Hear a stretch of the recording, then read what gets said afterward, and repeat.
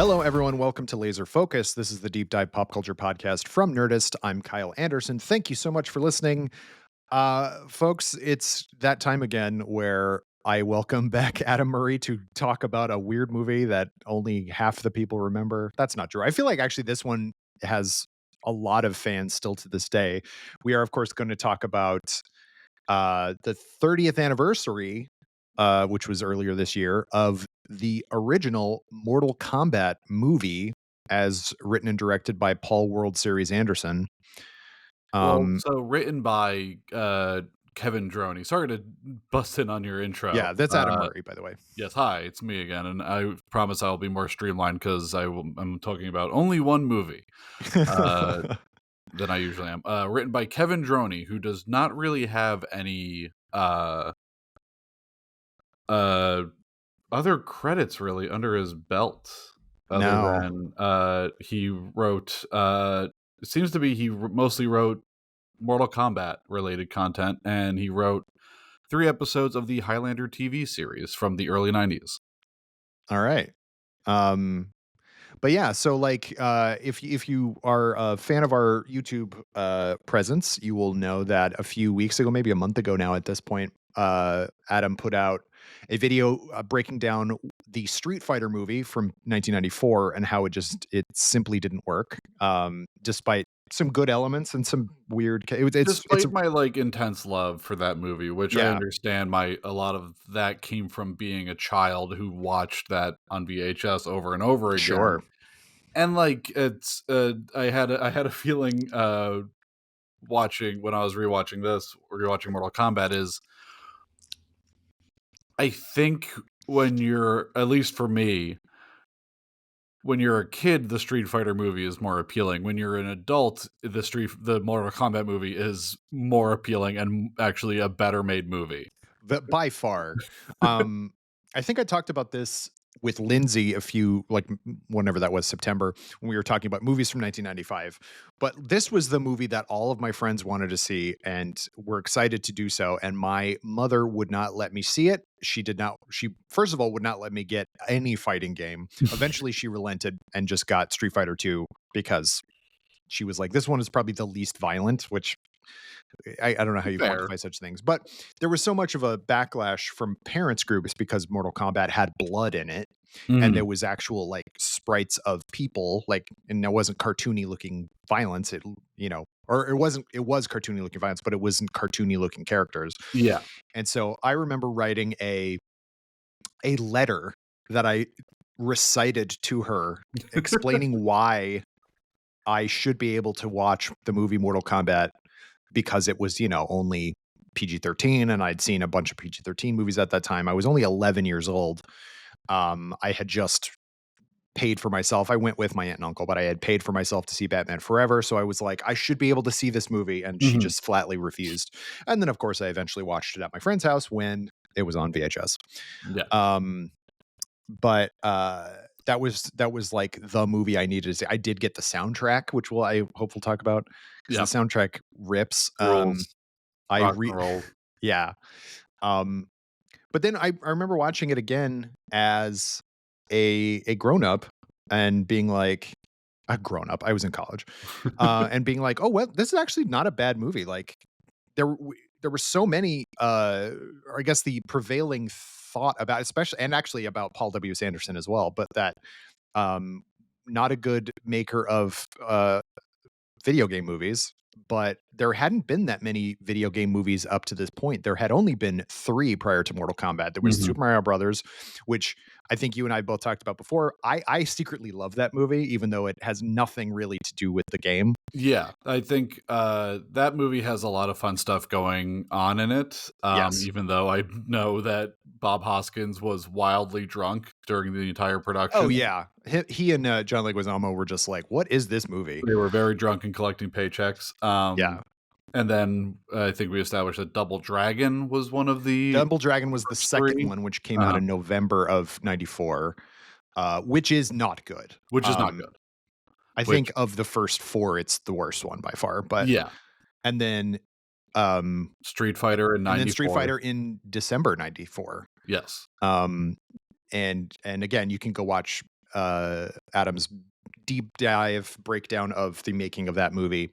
But based on that your video, you lent me the like special edition Blu-ray and I Mhm. watched it, and there's a ton of great special features on that. It was an 88 films release, which is I think out of print now, or at least there was only a limited number There of was only 3,000 of them made, yeah. So um I got Blu-ray 28 2,875 or something. I love it when they actually number them. Yeah. Like It it has a number makes on you the feel back. I really don't have it special. with me, but yeah, they believe they are fully out of print, and it was a very, comprehensive Blu-ray that kinda gave you a Absolutely. sneak peek and really helps explain why Street Fighter doesn't work, Mhm. as an adaptation of a video game, which is also a game that has not been successfully adapted, uh, to the at least in live action.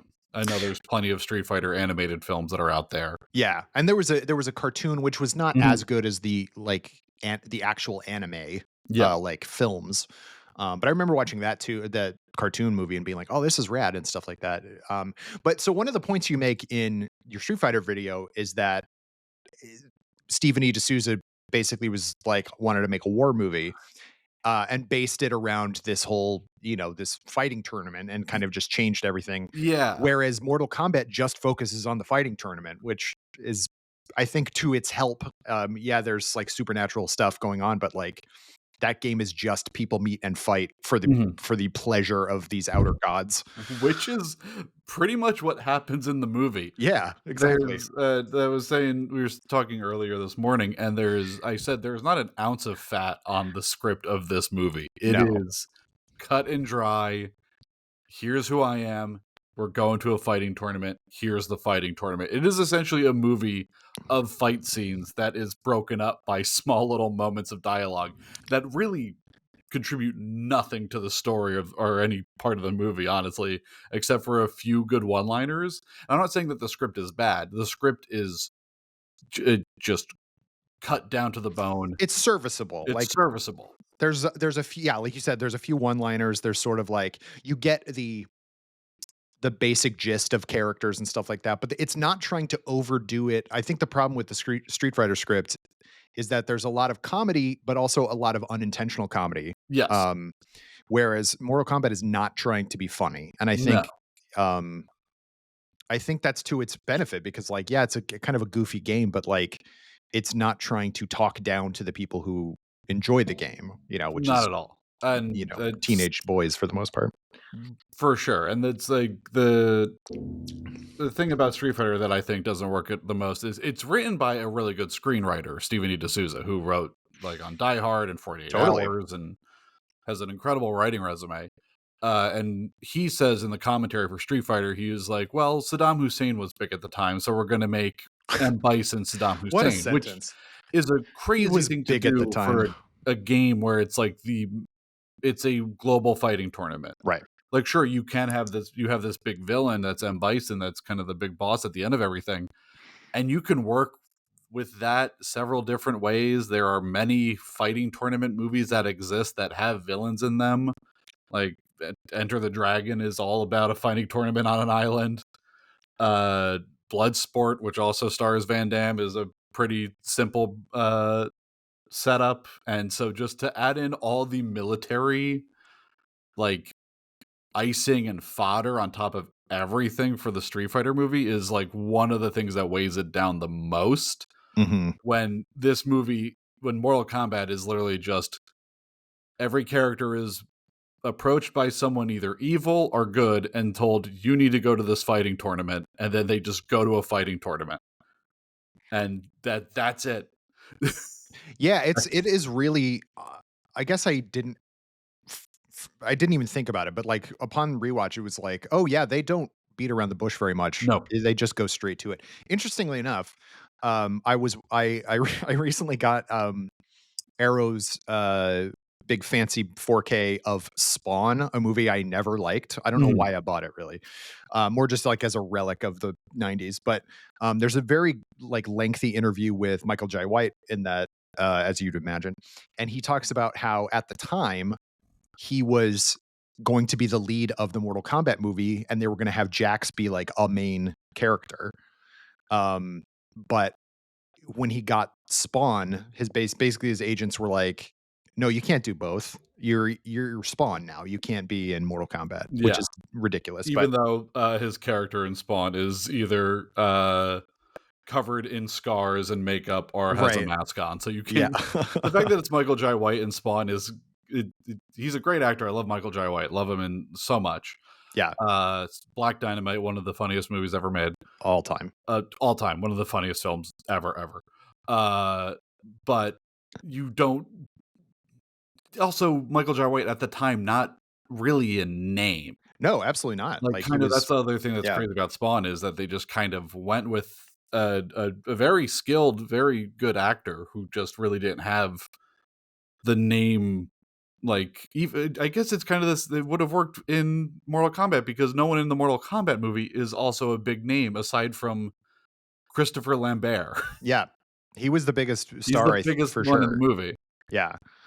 and Which then is, yeah, a really interesting. I mean, I want to break down like the casting of all these different absolutely, people because I also want to talk about how this was sort of, it obviously led to maybe the worst movie ever made, which is yes, Mortal Kombat Annihilation. But I watched Mortal Kombat, this movie 95, again right after the 2020, whatever, 2021 or 2 one came out.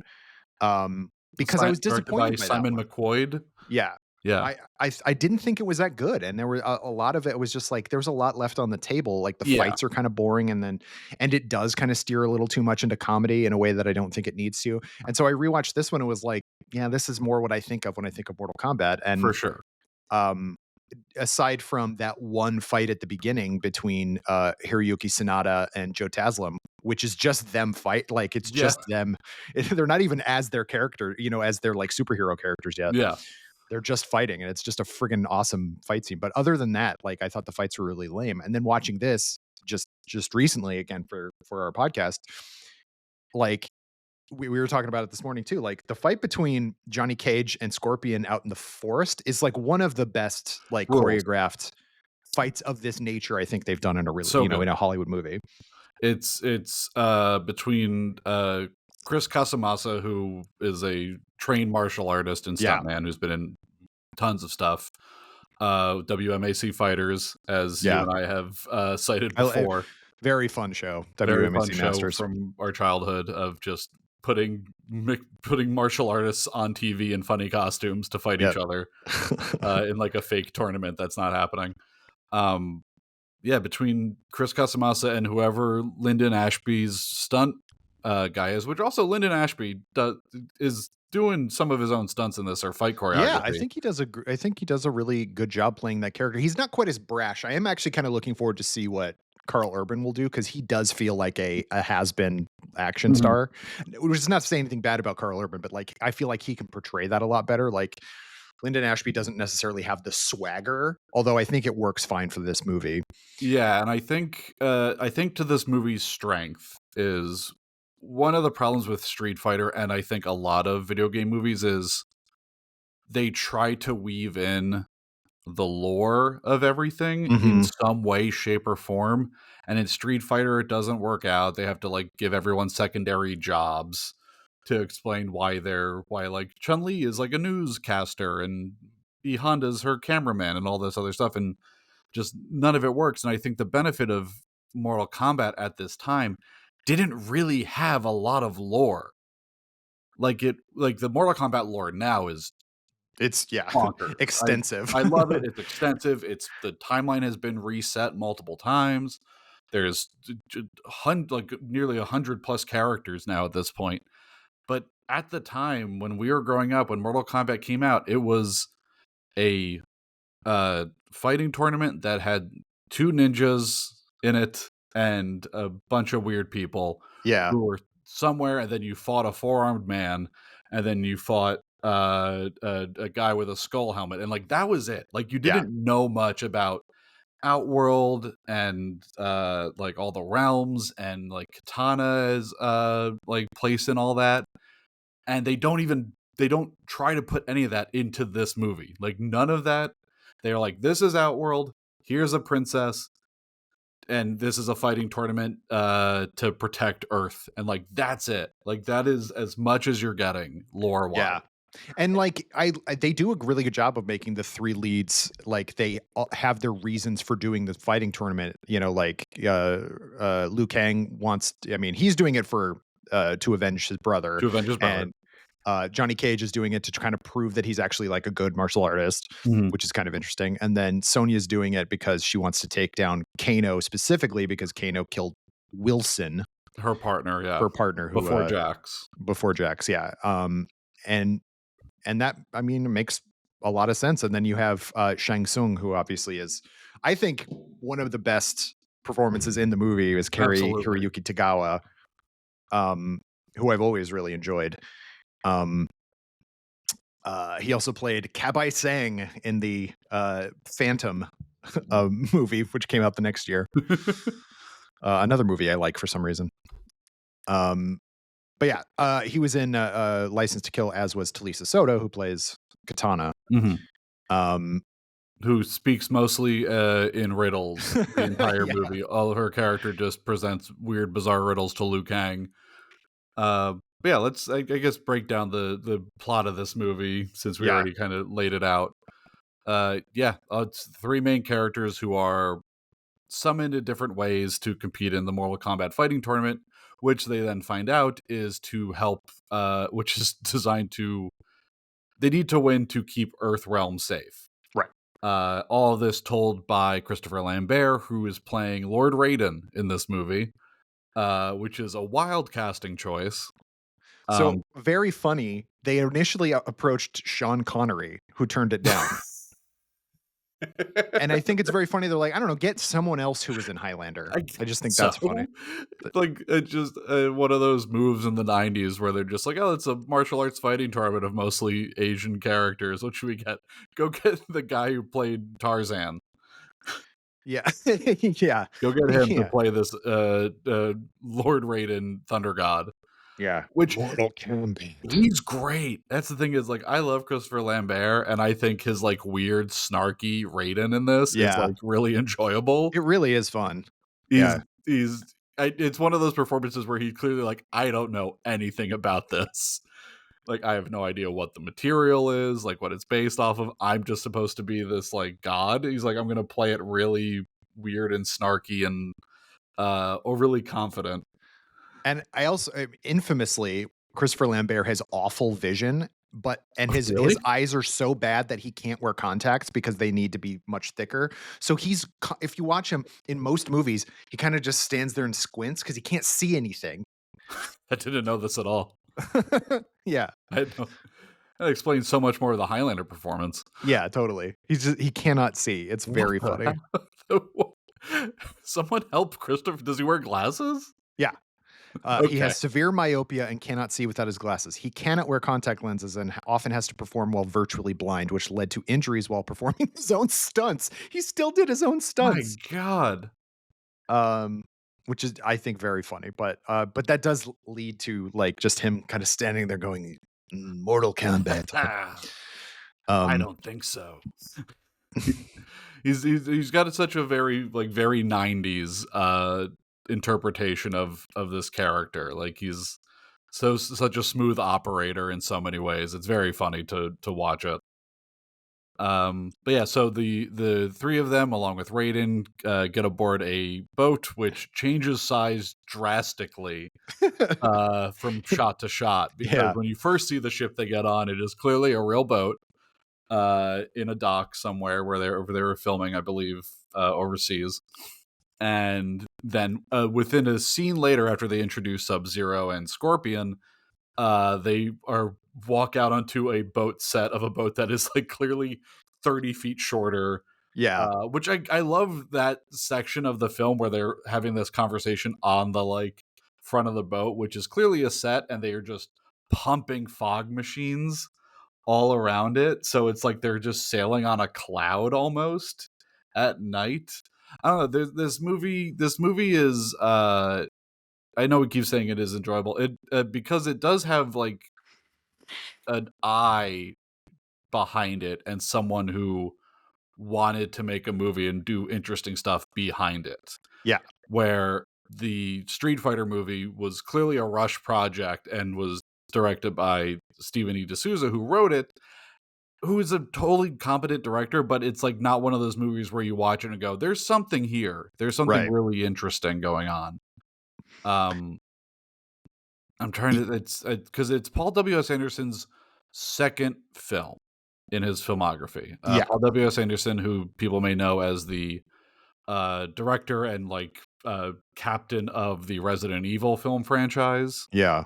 who basically just at a certain point just started making movies for his wife to be in. Yeah. He is married to He's Mila married to Mila Jovovich. Jovovich. Yeah.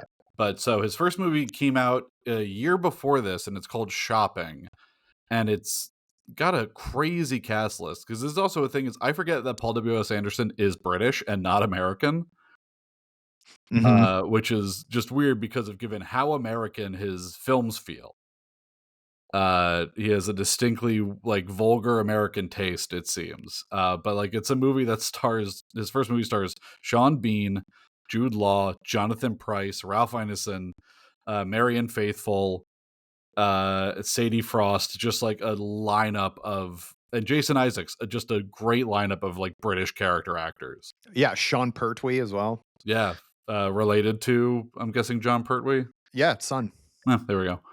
Father, Uh, son. Like Hyundai and Kia. but Uh yeah. there's so much like going on in this movie. Like the lighting is like incredibly dynamic. Every like we was talking about earlier, every fight scene has a different color palette essentially to it. Yeah. One of my Uh, absolute favorite things about it is that each tournament fight is in a different setting. It has a different like vibe. Some of it is outside, some of it is in sets. Like I just think it's a really cool um Paul W.S. Anderson is not most people's favorite filmmaker, but he did right after this direct one of our favorite movies, Event Horizon, yep. which is really cool. And I like the first Resident Evil movie. Like it's not anything like the games. But as a zombie movie, I think it's pretty dope. Yeah, And for sure. then from there, it's sort of like AVP, Alien vs Predator, is not good. I think most of the other Alien or Resident Evil movies are not good. Um, and then I didn't see his Three Musketeers or anything like that. But he's still like a competent filmmaker. Like he knows what he's doing. Mhm. Um, and likes because he also did that Monster Hunter movie that is, by all accounts, terrible. Yeah. Um, I think Paul W.S. Anderson's problem is he got too rich off of Resident Evil movies and has kind of I mean, I don't know the guy, but has lost any interest in making something that isn't shot and completely done digitally now. Uh like just the amount of VFX and CGI like slop that is across the later Resident Evil movies and his later output. It's I think his problem was that he was kind of lured away. Same thing that happened to Robert Rodriguez. The allure of the ease of shooting on a green cube and how that actually diminishes your work extraordinarily. yeah, totally. I do think there's like it's weird to be successful on movies nobody likes Yeah, right. because people do generally leave you alone. It's like, all right, well, they make money, so It, whatever. that's Um, the thing is just like if it's probably the same. It was the same thing with Len Weissman and the Underworld movies, where yeah. it was essentially these movies cost 30 at the time 30 million or like less, Yeah. which at the time still a pretty like a mid-sized budget of a movie. Mhm. Like most movies don't really get that kind of budget anymore. They're like the mid-sized budget film has more or less vanished, unfortunately. But with like Underworld it is just like okay, they make a profit. They always make like 3 times what they cost. And there is an audience for it, clearly, because they kept making money until they didn't, and they just let Len Weisman kind of run rampant with that. Yeah.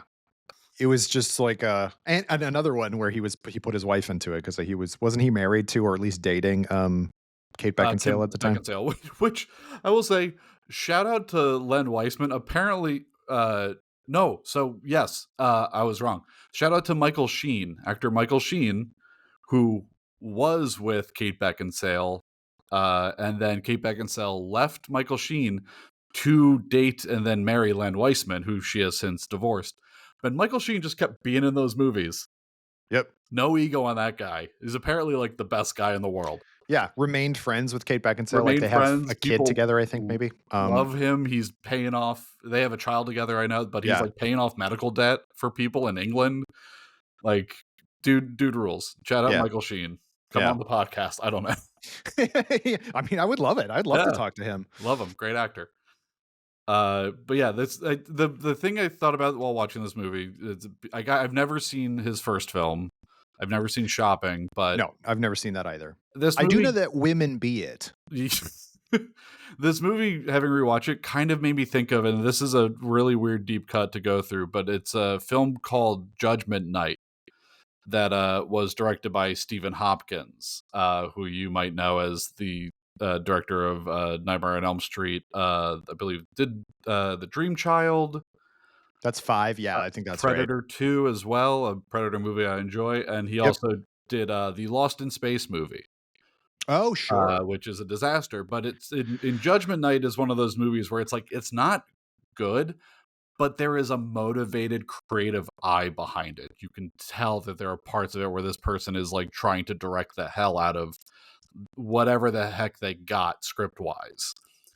Which is the same thing in this movie. I think it is an incredible job of doing a lot with basically nothing, especially on the martial arts front. Oh my gosh, yes. Pat E. Johnson was the stunt Yeah, coordinator on this movie, who, but uh, basically he and Robin Shou just, like, choreographed all the fights in this because they didn't have anybody else to do them.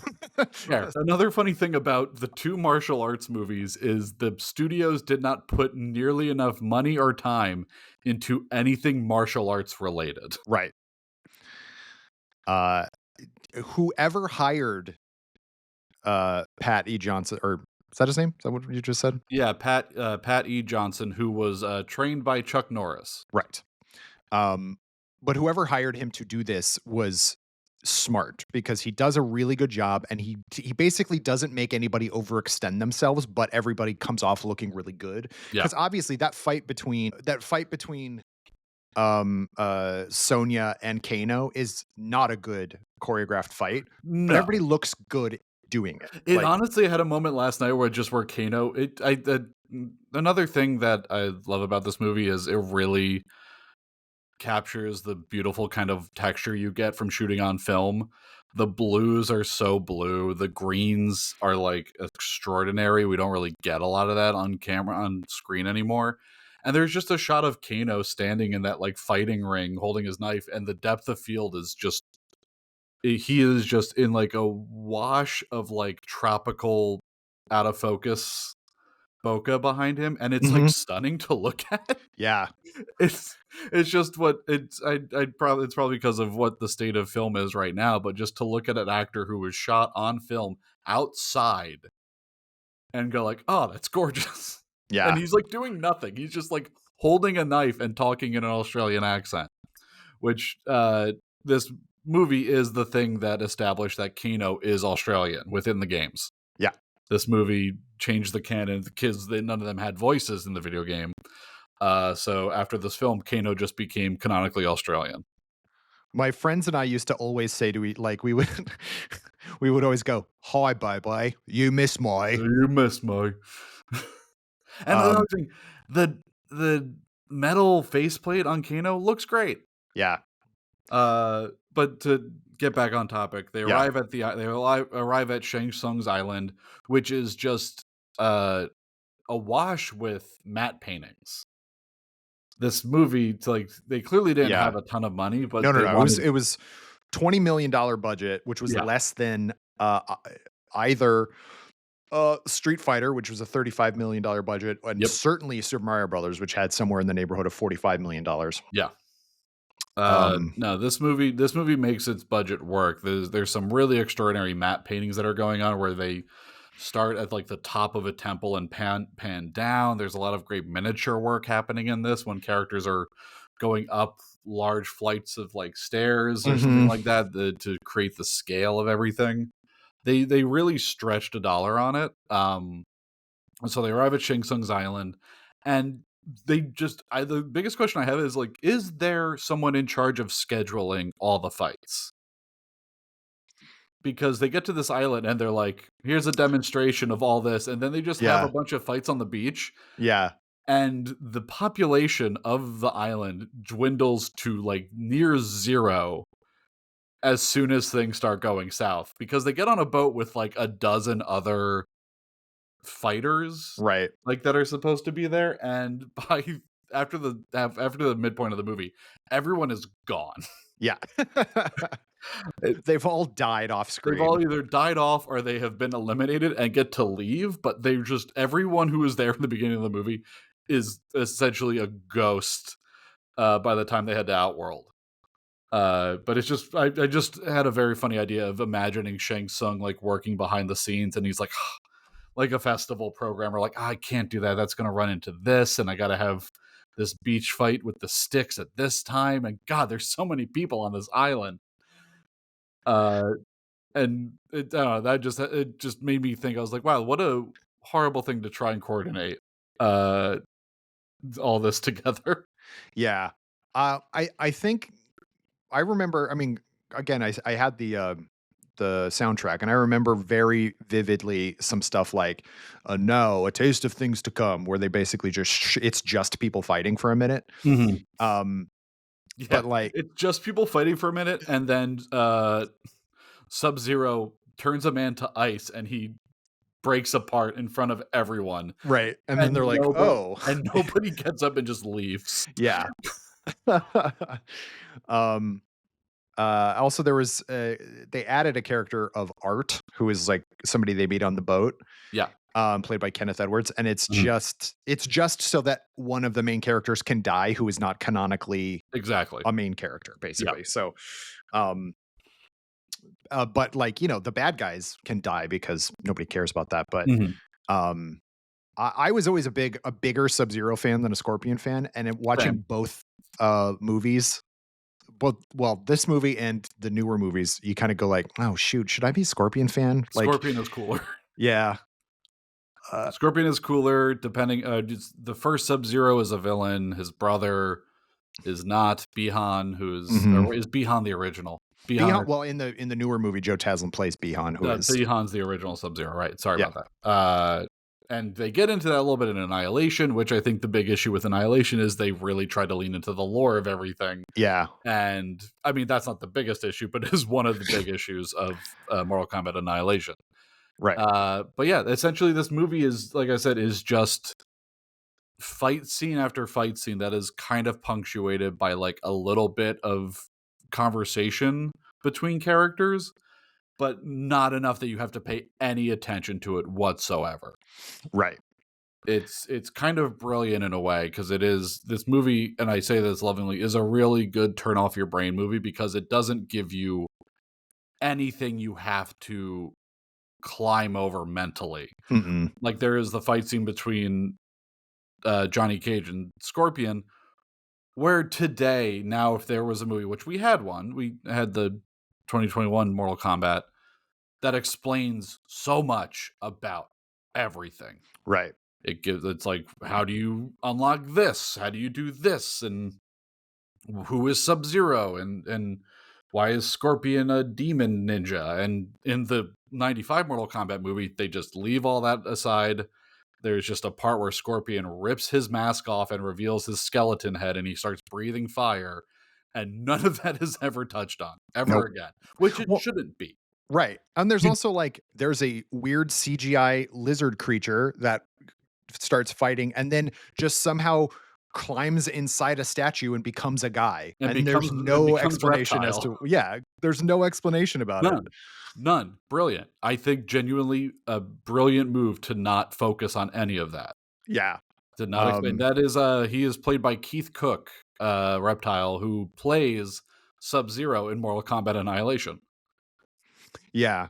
The guy who played Mortal Kombat, Francois Petit, who plays Yep. Sub-Zero in this, Another mixed martial artist. yeah.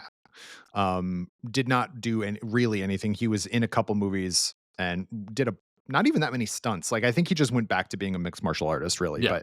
But um, which is fine. I do think that like seeing the difference between like they couldn't have three fights that are essentially the same, which is No. that one of our heroes versus a ninja. Mhm. And so setting the Scorpion and Johnny Cage fight outside in the forest gives it a completely different visual dynamic. It also gives it a lot bigger space because the fight between Liu Kang and Sub-Zero is in kind of cramped quarters because it's clearly on Mhm. a set, and they Yes. can run up walls and stuff like that, which is cool, but it's not as, I guess, dynamic. Um, or there's, you don't want to have three different fights that are just that, and then even the reptile fight is on a bigger soundstage. It's supposed to Mhm. be outside, but it does feel like slightly different. And I think that's kind of all you need. And then having the Sonya and Kano fight outside Mhm. during the daytime, which gives it a different look. Uh, eh, it's very funny though to watch Bridget Wilson like square up like a boxer because like I'm not saying that she wasn't like physically able to do a lot of this stuff, but it's very clear that she's very slow. So Well, it's also her, like, 2nd movie? yeah. Oh, Maybe, yeah, because yeah. she was in, Last Action Hero, Yeah, Last Action Hero is her 1st film, I uh, believe, and then she was in this and Billy and Madison in the Billy same year. Madison, which a killer run for Yeah. Bridget Wilson, who I believe is now retired. Yeah, she Uh, hasn't been in a movie and in she's married to Pete Sampras. right. They're Her just last movie was 2008, and she played or voiced Sonya Blade in Mortal Kombat 11, the game from oh, that's 2019. fun. Uh, Everyone in this movie is enjoyable. That's the only thing Yeah. that makes this film work is everyone at every level is, like, entertaining to watch, and and is doing their job perfectly. Even Talisa Soto as Katana, who, like, is set up as super important and they just do nothing with it, No. uh, is enjoyable. Um, the and I we talked about it this morning. I remember there's such a importance put on Sonya at the start of this movie from the eyes of Shang Tsung, like, to get her to the island. And I was watching, I was like, "Damn, am I forgetting something? Is there, like, a big, like, I don't know, like, Big Trouble in Little China situation, like, 2 women with green eyes kind of thing going Right. on?" No, Shang Tsung is just, like, a horny old man who just Yeah. wanted a blonde lady on his island, He was which is just like, "Oh, hey, she hates Kano. I'll have her come in. I don't yeah, care." and it's like, if there was something planned, it was clearly just tossed in the dumpster. Because this movie, it starts with bad dream. Everyone gets to fighting tournament. Fighting tournament happens. You watch Lyndon Ashby fight a big puppet for about 3 minutes. That is the one thing I think that kind of doesn't age well at all. But there's some visual effects in this movie that you're like, yeah, sure, they had a very small budget. I'm not bothered by that. No. The Goro puppet is it's entertaining at least. It is entertaining, and I'm glad they actually built a puppet as opposed to again, talking about that Spawn movie, like that movie was directed by like one of the guys from ILM, Yeah, it was and one of there's the guys. He was I forget, not Spaz, no, but but Spaz was like one on Spaz set was like the every day right for hand on that. it. Spawn was Uh, directed by one of the 2 guys who convinced Spielberg that they should use digital, yeah, on Jurassic Park instead of Phil Tippett's. Mark Az DePay. That's it. But there's a really interesting interview with Howard Berger and Greg Nicotero who built the Violator like full size puppet, and you did all the makeup and stuff effects for Spawn and all that stuff. And Which they were looks great. basically saying like, you know, Mark DePay was a VFX guy, so of course he approached that movie from a VFX point of view and was like, "Hey, we can do that digitally," and like really over promised and under delivered on what was actually available at the Mhm. time because they were trying. They were like, well, "We could try this," and so like you know, I guess the devil or whatever the Malbolgia Malbolgia. um looks so bad, never shuts his mouth the whole No. time. is voiced by Frank Welker, who, God love Frank Welker. I can't hear his voice without thinking of like Dr. Claw. Like it's just Mhm. like this isn't scary. No. So I do like the fact that Mortal Kombat, at least they built a full size puppet of Goro. Goro. They didn't try to do something, but it doesn't, like the fact that he kills Art and then Lyndon Ashby has to fight against this like weird, giant puppet. It kind of doesn't quite work, and I'm sort of surprised, especially now that they can do so much digitally, that they didn't even try to put Goro in 2021. But He's in there. is he? I don't Yeah. remember. Louis Tan fights him. Oh yeah, I guess I remember that. Oh, he's only in at the end of the movie, He's right? at the end of the movie. They That's they right. unleash they unleash a digital Goro onto That's right. the team at the end of the movie. I Uh only saw that movie once because I was very disappointed by it. uh but yeah, and I will say the Goro puppet, as bad as it looks, it's still entertaining when a giant four-arm monster gets punched in the groin Yeah, and has a reaction to it. It's yeah, still pretty funny. And that's the one of the one of the great one-liners that Lyndon Ashby gets to throw out is after Goro crushes his Johnny Cage's signature sunglasses, gets to say those are $500 sunglasses, asshole.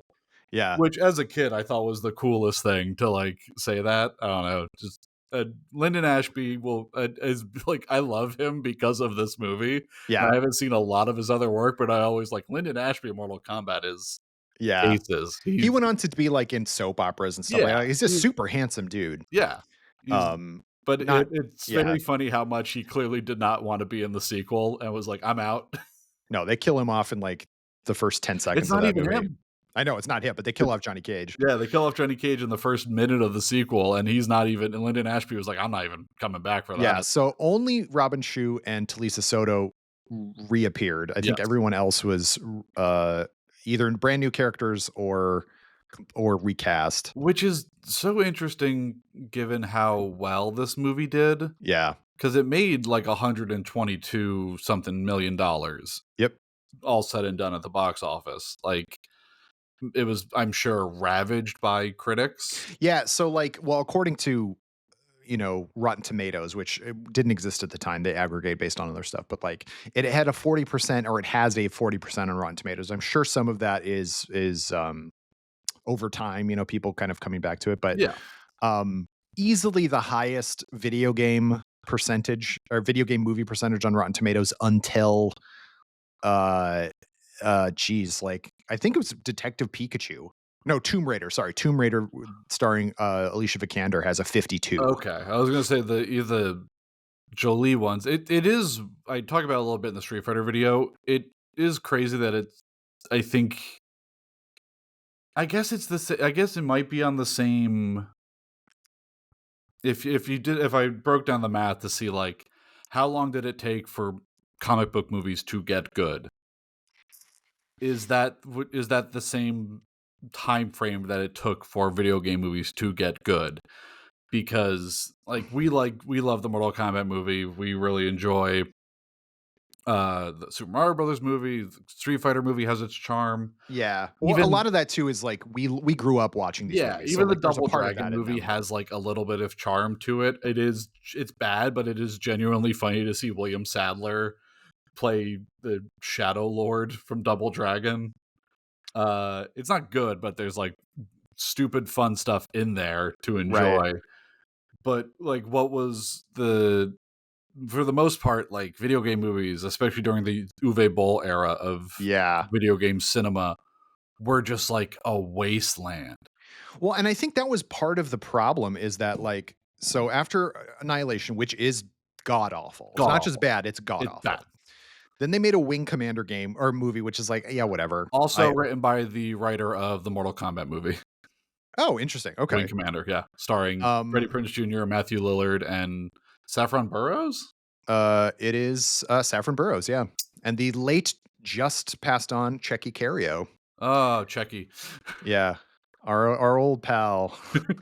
Um but then right after that, they made Lara Croft Tomb Raider, which starring Angelina Jolie, and that had a huge budget and made a lot of money. So it had a $115 million budget, which is so much for back then. And it made like 275 almost $1 million. got ravaged by critics. And then the very next year in 2002 was the Resident Evil movie, which again I think is pretty good. Mhm. But that had a pretty small budget too. That had a $33 million budget, but it made over 100 million. And then like they made a Tomb Raider sequel. But then right after that, it was basically just Uwe Boll, terrible adaptations, Yeah. uh, more Resident Evil sequels, and then like the Doom movie, which isn't Mhm. good. Well, so here's the rundown. So, following Lara Croft, Tomb Raider: The Cradle of Life, which I believe is Jan de Bont's final movie. I think he retired after that. I Uh, think you might be right. Director of Yep, it is. Twister and Speed, and like legendary cinematographer Uwe Boll, Yeah, or not totally. John de Bont. Sorry, wow, Jan de Bont, yeah. John de Bont, not Uwe Boll. But after Cradle of Life, it's House of the Dead, Uwe Boll, Resident Evil Apocalypse, which is not good but made a ton of money. Yep. Alone in the Dark, directed by Uwe Boll, also a movie that doesn't understand any of the source material. Yeah, it's not even close to what that No. game was about. Then you have Doom by Andreas Bartkowiak, Yeah. and then Blood Rain, which is kind of for people who don't remember, Blood Rain was fairly infamous, another Uwe Boll movie. I think it was only in theaters for 1 week, Yeah. and was so horribly reviewed and made so little money that they pulled it after like its first week in theaters. I don't think it even made it. No, but the budget on that movie is 25 million and it made 3.6 million. Yeah. That is abysmal. The Silent Hill movie, which The is Silent good. I like the Silent Hill Silent Hill movie. movie, good. Directed Yeah. by Christoph Gans. Good movie. Yeah. Interesting. Good. The Yeah. sequel, not so much. First No, no, Silent Hill no. movie, though, good. Then you have Dead or Alive by Corey Yuen, legendary Hong Kong Yeah. martial arts director Corey Yuen. Resident Evil Extinction. Then you have another Uwe Boll movie with Postal. Which is technically based on a video game, but it's like Yes. a weird tongue-in-cheek video game. It's like a PC game like that Yeah. Edgelords played. Then you have Hitman the following year, which weirdly directed by Xavier Gens, the French Yeah. extremity wave director. Yeah. And then in a back-to-back, there is In the Name of the King, a Dungeon Siege Tale, which is another PC game that nobody like really knows. Nope. Is directed by Uwe Boll, followed by the Far Cry movie, Which I always forget that they made a Far Cry movie. no one remembers. No one remembers it. And then it's just kind of a list of it's They made a Max Payne Max movie, Payne, which I saw in theaters when Did that you? came out. Oh By boy. John Moore. No one's ever seen it. The Street Fighter: The Legend of Chun-Li, which directed by Doom director Andres Bartkowiak, or however you say his Why name. did they do that? What? Why did he get to direct 2? Because he did such a good job with the first one. I guess so. Then you have the That Tekken movie is movie, one of which the I have never most seen. This is in ridiculously 2010. terrible movies ever. What's up? Sorry, Legend of Chun-Li is one of the most It's one of ridiculously terrible movies it's ever. kind of extraordinary to watch. Yeah. That something is so incompetent and just like incoherent as with such money. I don't think I realized there was a Tekken movie. There's no one does. It doesn't even have a Rotten Tomatoes score. I don't think anyone has seen it. It was released by Anchor Bay Entertainment. But Weird. then this is in 2010, so it's like been like over a decade of just like bad. Yeah, we're at Flop. 16 years You have now. because then you have the Prince of Persia movie, which is directed by Mike Newell, who directed Four Weddings and a Funeral, Yeah. and the fourth Harry Potter movie, and a bunch of British like classics. Then the Resident Evil Afterlife, Resident Evil Retribution, the Silent Hill sequel, Which was in 3D and it shouldn't have been. yeah, Ugh. Need for Speed movie, which no one has ever seen. I saw that it was on an airplane. That's as much as but it made a lot of money too. Like Yeah, Need for Speed made over $200 million, that's which is crazy bizarre. to look at. Yeah. Yeah, then you have another Hitman movie where they replaced Timothy Oliphant with Rupert Friend. Yep. And then you have the Warcraft movie by Duncan Jones, which That one made a crap ton of money. Broke records in China. Bad movie, but the people who really like Warcraft like that movie. Right. And then the Assassin's Creed movie, Assassin's Creed by Justin Kurzel, who was an interesting filmmaker. This was definitely like a one for them, one for me deal. Very much so. Because I believe that same year he directed his adaptation of Macbeth, which stars Fassbender and Marion Cotillard, who are both in his Assassin's Creed movie. Yeah, I think the Assassin's Creed movie was a Fassbender. Like, I think he was part of the producing consortium, and so Mhm. like I think that's why Kurzel got hired. But if you've, I'm sure you have seen. Not, I'm not talking to you, Adam. I'm talking to our listeners. But if you've seen clips or shots from this Macbeth movie, it is one of the most gorgeous movies. It's stunning. It's like it's everything is shot with fire as lighting. Like it's one of the best looking movies I've seen in a long time. Justin Or has. Kurzel, for people who are interested, Justin Kurzel is a Australian director who I'm a really big fan of. I think he does some really amazing work. His film Snowtown is a huge bummer. Oh yeah. But he did his version of Macbeth, I think, is really great, and he did a film a couple years ago called The True History of the Kelly Gang, Yeah. about the Ned Kelly gang in Australia, which is like just super entertaining, super like visceral, doesn't really flinch, Mm-mm. is pretty good. And he's also married to Essie Davis, who is currently Ooh. on Alien Earth. Yeah. But yeah, he's a interesting Australian director who has some really good stuff under his belt, and the Assassin's Creed movie. Following that, we have the last, finally, of the Resident Evil movies by Paul W.S. Anderson, Yep. and then the Tomb Raider movie directed by Roar Uthog, which is one of the coolest names ever, a Norwegian filmmaker. And that was the one that was finally over 50% on Rotten Mhm. Tomatoes, just barely Just 52%. barely. There's also the Rampage movie, which is okay. Yeah, I It got to go to the premiere of that, which was at downtown LA at the big giant like LA Live theater, basically. Weird. I think it's a weird movie. it's a weird I think this is about the time where they're like, let's do what makes sense as a movie and have it be tied to a game. So like it's just like, what if Big Giant Monsters and The Rock was there? yeah, exactly. But yeah, then after that is you have Dead Trigger, which is a movie no one has seen Never apparently. even heard of it. And then from there, it's Detective Pikachu, Sonic the Yeah, and Hedgehog. then I think Which, we're kind of off and running at this point. yeah, Yeah. the only real kind of hiccup in there is Monster Hunter, which uh, was released during lockdown. So who knows if it would have made its money back Yeah. in a world where that's not happening. Hard to say. But out of those, it's like the Uncharted movie was competent and enjoyable enough for people. Werewolves Within is a Pretty fun movie. pretty fun movie by Josh Rubin. I really wished that Resident Evil Welcome to Raccoon City was good. It is not. It's No. very bad. Because I'm so excited. Like, I really like those games. Like, in the interim between me being a kid or, a guy in college watching the Resident Evil movies to when this movie came out, I had played all of the like updated versions, the remakes, and I was like, oh man, I love these movies. So, or I love these games. So a movie based on game 1 and 2. Wait, how short is this movie? Like Yeah. they tried to cram 2 full games into this one movie, and it's just not very good, unfortunately. But that's what makes me excited about the um Zach Kreger. Zach Kreger version, Yeah. which is coming out next year. Which seems quick. Dude can turn around movies really fast, though. True. And he's already working on it. Like, yeah.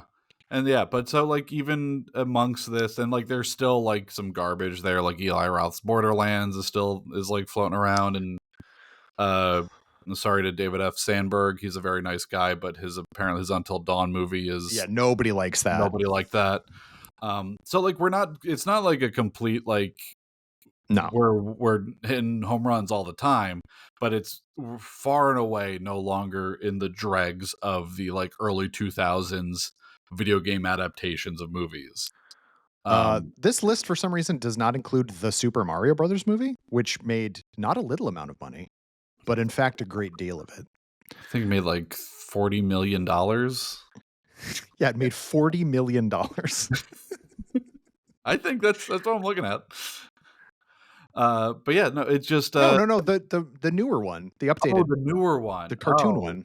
Oh gosh. That made, like, over $1 billion, I Yeah, think. that made a just distressing amount of That's not money. on this list that we're looking at No. is But why it's I'm also, do I consider that a movie? No. what is it instead? A long Commercial? commercial. Yeah. I didn't really enjoy that movie. I think it looks Uh, great and it has the nostalgic, like, it's sound if you effects. have kids, I'm sure my nephew Ben loves Super Mario. He loves that movie. Glad it exists. It is essentially a long commercial. It is if not on the same level, just a bit above Deadpool and Wolverine to me, which feels like a long commercial.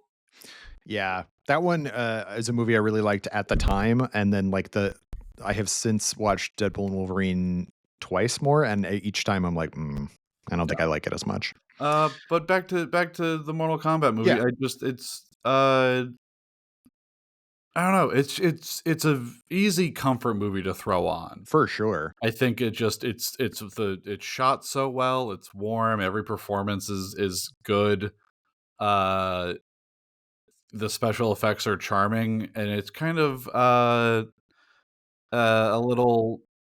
The thing I've just realized is Goro. Speaking of Goro, was spent. It cost $1 million to make him.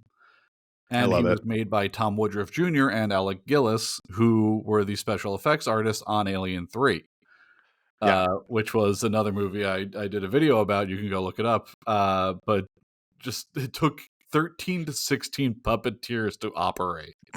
Yeah, which is That's not surprising, man. crazy. Like, I think there is kind of a lost art of those kind of big giant puppets. Yes. Um, and I like it when movies still do employ those because obviously, like, everything is CG nowadays, but there's so much there when you get viscerality like that. Mhm. Because what is CGI in this Mortal Kombat movie? Granted, it's only 95 and CG was just kind of in its nascency, but it like the most you want out of it is just like the Scorpion's little um chain thing or like something Mhm. like that, or because I don't think Reptile looks very good. I think we're No.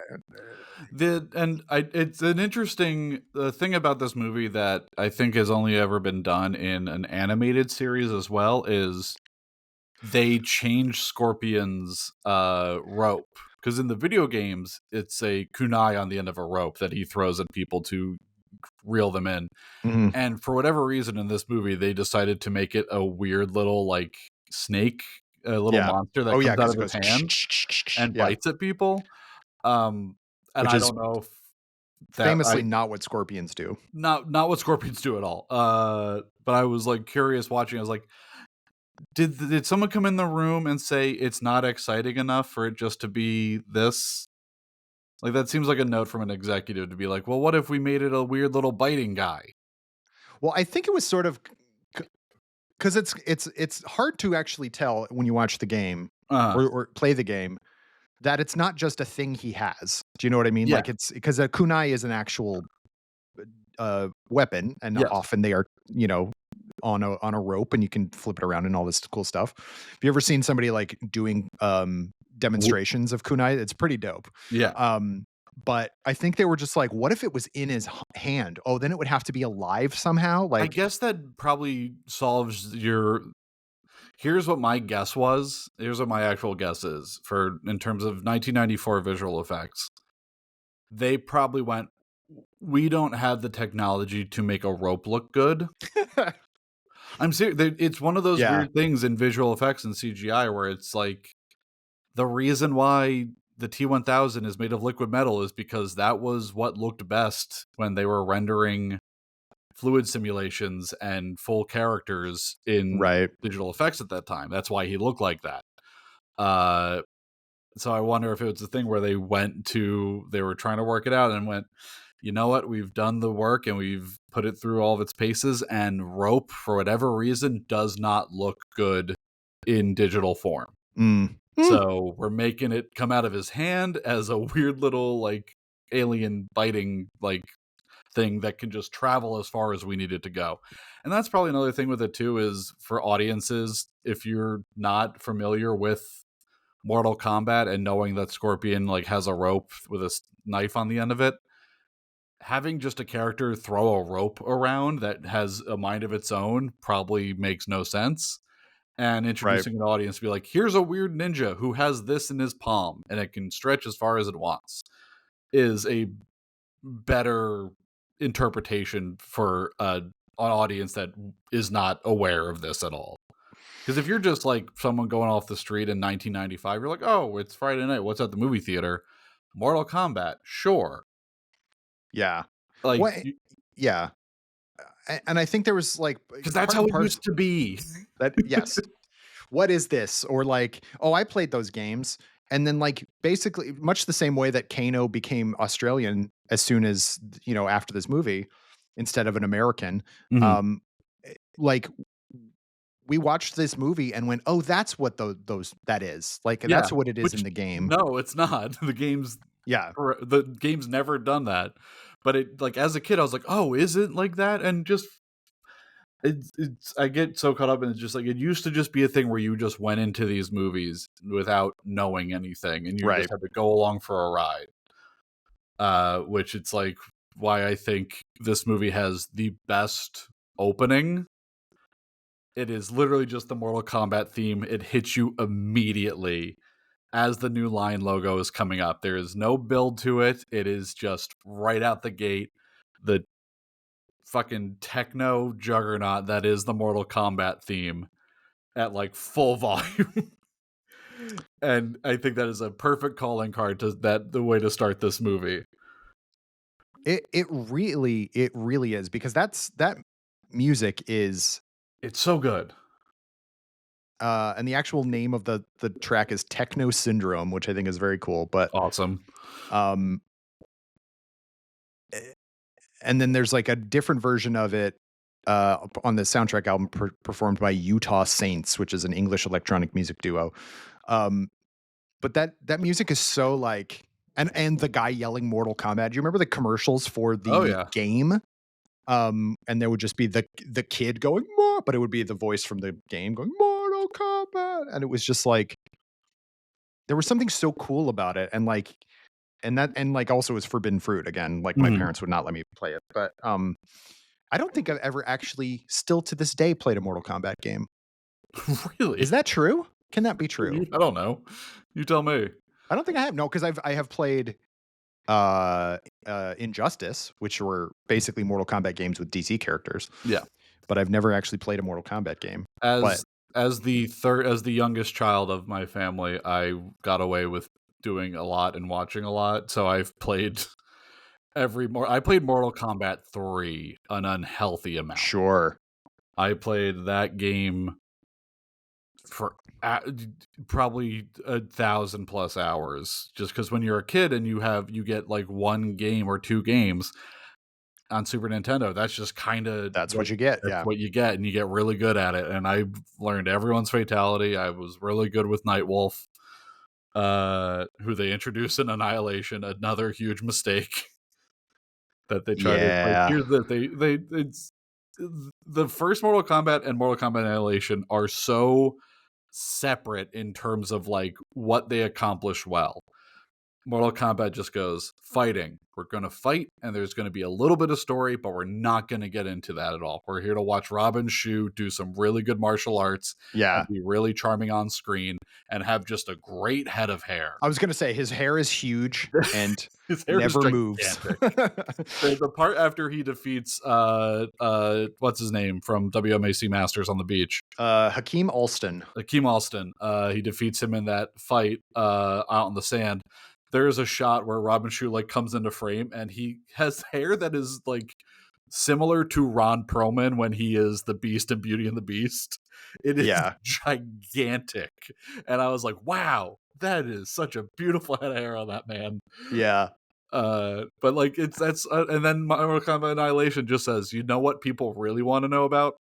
Animalities. They want to know about Katana's mother. They want to know about Cyrax and Sector." And they want to see Raiden lose his powers and be played by James Remar. Yeah. Poor James Remar. And also love James Remar. Nothing, no Yeah. ill will to James Remar. Big fan of his. Big fan. come on the podcast. Every person I'm just going to Yeah, invite. Um, sure. and then it's like the fight scene's bad. The lore, no one really cares. The CGI somehow got worse. Yeah. It That had there's a that bigger budget and yet fewer stars, fewer fewer people of stars, recognition, and just awful CGI. Yeah. awful, like really tremendously horrible looking CGI. Uh, and it's just one of those things where it's like, if it made so much money and you had such a bigger budget, what happened? Like, why did this thing fall to pieces like almost Yeah. immediately? Like, That's a it is a really movie well, you put it on and you go, oh no no no no no. it was directed by John R. Leonetti, who was the cinematographer on the first one. Who great job. Yeah, it looks really good, which is so strange then that the movie that he then directs. So John R. Leonetti also shot a bunch of stuff with Chuck Russell, The Mhm. Mask, and Scorpion King. He shot uh, some comedy movies like Hot Shots Part 2 and Spy Hard and Detroit Rock City and Joe Dirt and stuff like that. Um, but he also shot a bunch of like James Wan movies and like Lucky McKee movies, and like he's worked with a lot of really interesting um directors. And then the few movies he's directed are Mortal Kombat Annihilation, The Butterfly Effect 2, Wait, wait, what? yeah, Annabelle, which is not good, Wolves at the Door, which is an upsetting movie, Mm. Wish Upon, which is one of the worst movies I think Wish I've ever. Upon is so funny. It's a funny movie, but It it's is not a good. if you want like a truly so bad it's funny movie, I highly recommend Wish Upon. If you want to see Ryan Phillippe in the worst fake beard ever put on an actor, as he Oh plays a man yeah. whose job is digging through trash, Holy cow, what and a he, yeah. the wish gets granted, and he becomes really cool as he's good at saxophone. But yeah, Wish Upon recommend if you want like something that is. Yo, you messed with multiverses, I believe is an actual quote from that movie. Yeah, yeah, it is. Yeah. Great stuff. But yeah. And then and then he directed The Silence, which if you remember was the not A Quiet Place movie that came out basically the same year as A Quiet Place, Mm. starring Stanley Tucci and Kiernan Shipka. But that's basically, and so it's just a bummer that he shoots all these really awesome looking movies. I mean, whatever. He got to direct movies. Like, I'm not going to say that he did something or that he's not like doing good for himself, but Yeah. like the fact that he has worked with James Wan a bunch of times meant that he got to direct Annabelle and stuff like that. But anyway, the whole point is to say it should have looked better than it did, given Uh, how good he is at making the first movie look good. my, Um, Unfortunately, not the case. speaking of directors, something I just learned, and I clocked it as soon as a thing I never had really like registered before, having watched this movie by probably a dozen times throughout my life. Mm-hmm. Um, but when we're introduced to Johnny Cage on the set of a movie he's filming, there's a part where he's arguing with a director who is clearly designed to look like Steven Spielberg, who is clearly supposed to be like 1990s Steven Spielberg with the hat, the glasses, the look, Yep. the beard, the hair, everything. That apparently was intended to be a spot for Spielberg to cameo in Wow. the Mortal Kombat movie. I don't know why. I don't know why he would do such a thing. I don't know if I don't believe Amblin was tied to this movie in any way. I But don't think so. scheduling conflicts made him led him to backing out apparently. I wonder if he was friends with whoever produced it. Let me look this up real fast. But just it's very funny. I was like, "Oh, that's supposed to be Spielberg." And then as just to learn that how weird would it be if Steven Spielberg was in the Mortal Kombat movie as himself? That would have been, uh, That'd been weird. That'd been so odd. yeah, that would have been really strange. Which like he's a like he has a sense of humor about himself, like obviously, but I Yeah. just think it'd be so weird that it's like, and yeah, Steven Spielberg's in that. Like, legendary, the best, one of the best to ever do it, director Steven Spielberg is playing himself in the Mortal Kombat movie. Yeah, as a director who doesn't get Yeah, Johnny as a Cage. bad action director. Yeah, that Uh, it's truly bizarre. yeah, Um, there's the but yeah, this movie, I don't know. I think it's hard to it's probably hard to sell it now to a younger audience who didn't come up with it. right. Um, Especially now that Mortal Kombat has morphed and evolved so much. Yeah, Because for a lot of people, like you said, you haven't played a Mortal Kombat game ever. right. So it's like these characters are kind of cemented in your head as this. Mhm. Because like even people who haven't played Mortal Kombat movies since the 90s know like Scorpion and Sub-Zero. Scorpion's yellow, Sub-Zero is blue, and there's Liu Kang and then Sonya Blade. Like that is Pretty like much. melted into people who are like in their 30s to 40s have that locked in. Also another thing I just learned is Princess Katana was originally going to be played by Mariska Hargitay of Law and Order SVU fame before she became Olivia Benson on Law and Order SVU. Right. But not that much further before, because that show debuted in '99. Yeah. So 4 years before, who knows what could have been. When Uh, when did Tequila and Benetti come out? are you genuinely asking? I'm just because she was on that show. Yeah, Well, that yeah, was '92, so that was a few years before this movie. If you've never seen Tequila and Benetti, it was a cop show uh, uh, created by Don Belisario, who did NCIS and Magnum PI and stuff like that. Like this guy, he's like a legendary uh, f- creator of TV, and it's about a New York cop who moves to LA and his talking dog Tequila. Also on the cast, rest in peace, Charles Rocket. Charles Rocket, who plays a character named Captain Midian Knight. And Charles Rocket, for those who might not know, he was on SNL for a very short time, but he is the dad in Hocus Pocus. Yeah, that's right. And A seminal role, of course he played Dr. Love in Earth Girls Are Easy. of course. Yeah, so I'm curious if I was to show this, like I have a nephew Yeah. who is 17, who doesn't watch movies. I'm just curious if I was to show this to someone of his age, like would they find it as charming as we do? My guess is probably no.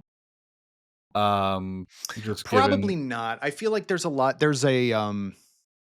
like when we were kids, like I mean, I won't speak for you, but like the idea of watching something in black and white was like, this is dusty. You know what I yeah. mean? Like an old, I can't see stuff like that.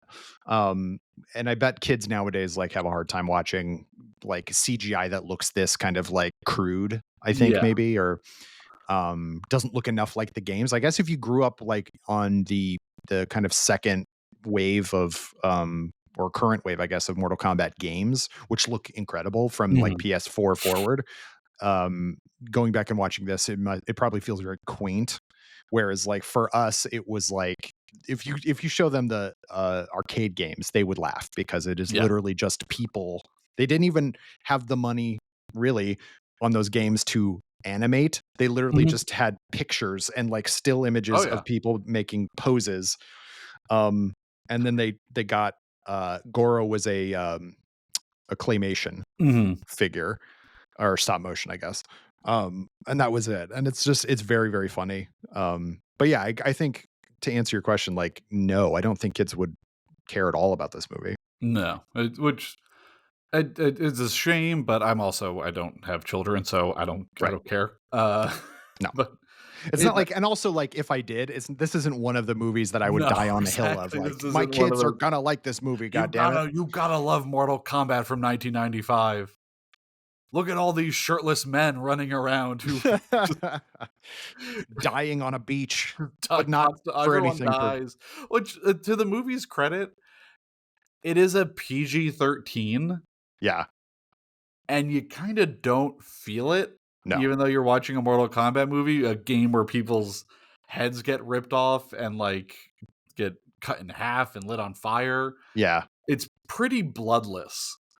Oh, it very much is like Like even like Goro doesn't tear anybody's head off. He just like No. snaps his neck or He whatever. snaps his Like, neck, Hakeem Alston, like, gets his soul drained from him, but it's like yeah, it's nothing. It's like they overlay a skeleton effect on his body basically and right. then turn him blue. Yeah. Uh, yeah, and even, like, when Liu Kang is fighting off against all, like, the spirits of those ancient warriors at the end of the movie, we have our big showdown with Shang Tsung and Liu Kang in this, like, weird temple where Shang Tsung is able to summon uh past warrior souls who he's collected. Great fight scene, but again, very bloodless, Mhm. very like family friendly. They they probably took a note from Street Fighter, which was cut to ribbons to make it PG-13. Yes. So I'm so curious what the hell was in the Street Fighter movie where they were like, this has to be an R. Yeah, that Right. was really something that, like, I was kinda shocked to hear, like, um, that it was initially an R, and then they cut out some of the violence, and it was a PG, and they Yeah. were like, "Well, it can't be a PG, it has to be PG-13," so they added a little bit of ADR swearing to get it back up to PG-13. So it's just makes me so curious, like how did they balance this to Yeah. get it to a PG-13 rating for a game that is inherently way more violent than Street Fighter? Oh, absolutely, to the point where, like, again, I was not allowed to There play it was or even watch congressional this movie. hearings about Yep, Mortal Kombat, yep. about how destructive Mortal Kombat is to the minds of young Americans. And I think it's, it's very telling that, like, oh yeah, here's the MPAA rating. Because they wanted the film to have a PG-13 rating while staying as close as possible to the video game, the producers talked extensively with the rating board to learn the precise limitations of the rating and attempted to creatively optimize the amount of violence and foul language in the film within those limitations. For Which there is, instance, like, no cursing in this no. movie. Nope. They learned that the PG-13 rating forbids on-screen death, but only of human characters. So they had all the deaths of non-human characters take place on screen. That's interesting. Hmm. Like, I guess that's true. I'm trying to. Yeah, except for Hakeem. Oh no, Hakeem Alston dies, and what's his face gets his neck snapped. Yeah, that's not. So What is this? That I feel like that that's is got to be false incorrect. information. I don't know, but like in good on them for working it out because it Yeah. definitely paid off. Like people, it's a movie that made a ton of money. Hmm. The soundtrack rules. It's kind of lodged in our brains as a very sweet comfort film, despite it being about a supernatural fighting tournament. I might go watch it again tonight. Yeah. I think it's a fun movie. I realized we don't have it at home, so I bought it on Blu-ray. So it'll be arriving in a few days. I have decided I'm going to wait. Because it is on HBO Max. Yeah. I've decided I'm going to wait until it too gets a reevaluation by one of these boutique labels because it hasn't currently. Mm. Um, because I'm sure there's a lot of really interesting stuff on there, and there's lots to tell. Also, the score was by George S. Clinton, not George Clinton, keeper of the funk, of course, but George Yeah. S. Clinton. But playing on the score were guitarist Buckethead and drummer Brain Mantia from the Middle Primus Years, which is like pretty cool. I have to say. Yeah, I think it's a good movie. If you haven't seen it in a while, I would recommend watching it. Again, I think I just enjoyed it more than the newer one, obviously the newer one's a better made film, but there's like a lot less to recommend it. I think, other than that opening fight and the fact that those two actors and uh Tuss, I can't remember his name. The guy who plays Raiden in the new one. He's Oh, I forget it. Yeah, but he's good. yeah. Those three actually, Joe Taslim, Hiroyuki Sanada, and him are like easily the reason to watch that movie. But yeah, I didn't like the rest of the And if cast. you're looking for some more Mortal Kombat, the weird like live action Mortal Kombat, weirdly it is a franchise that has broken out and done like several web series. Tons, yeah.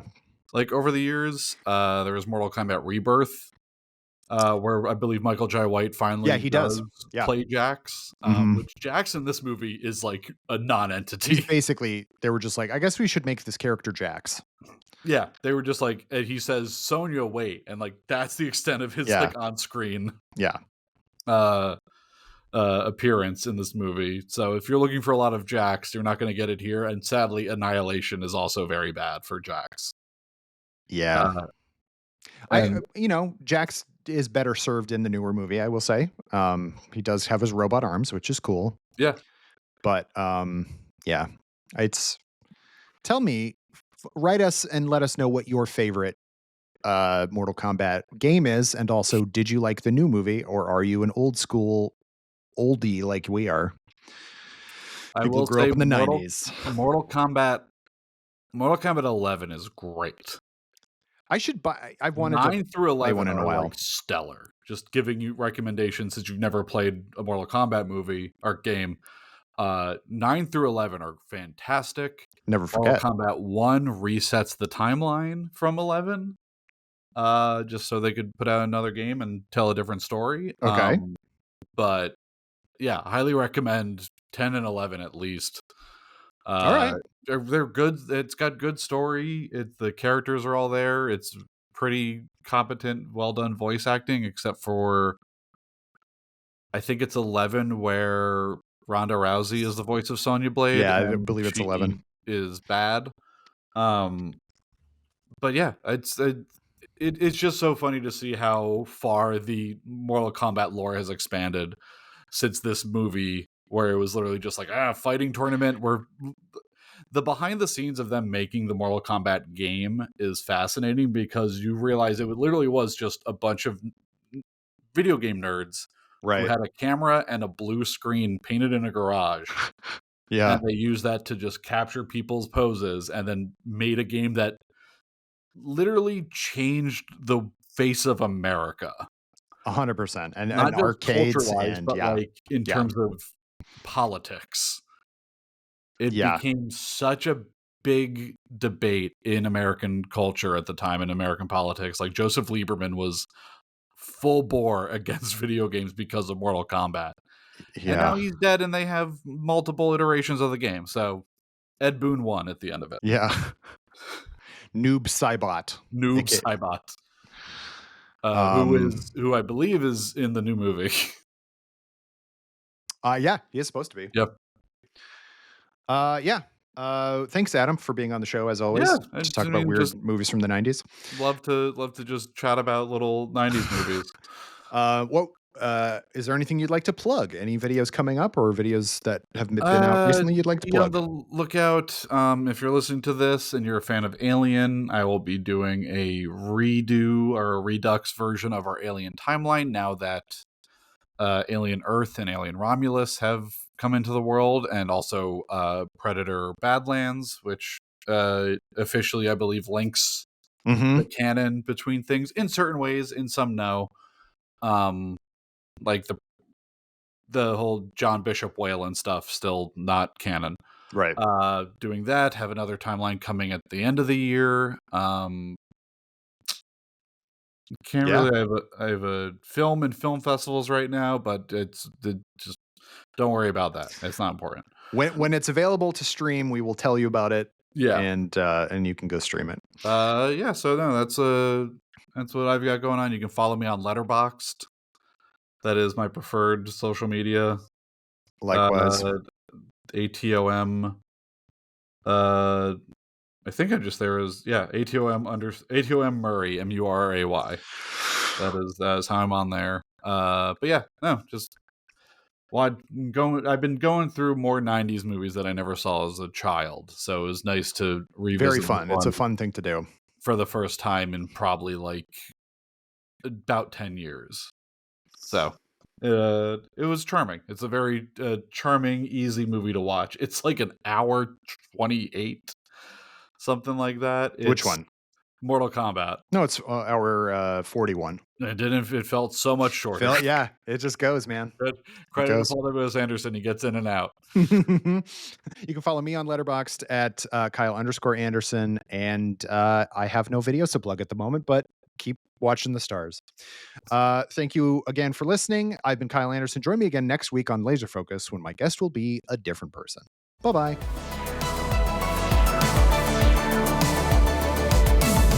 Laser Focus is a production of Nerdist Industries and Legendary Digital Networks. It was produced, edited, and hosted by me, Kyle Anderson. For more, visit nerdist.com.